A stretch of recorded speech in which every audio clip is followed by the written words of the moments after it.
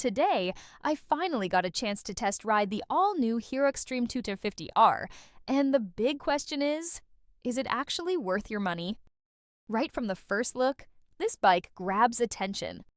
The aggressive Street Fighter design, sharp LED headlamp, and muscular tank give it a premium road presence. But looks aren't everything, so let's talk about the ride.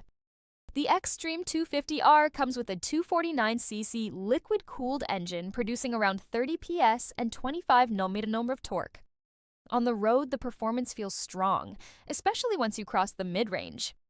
Above 5,000 RPM, the bike really comes alive and pulls hard through the gears.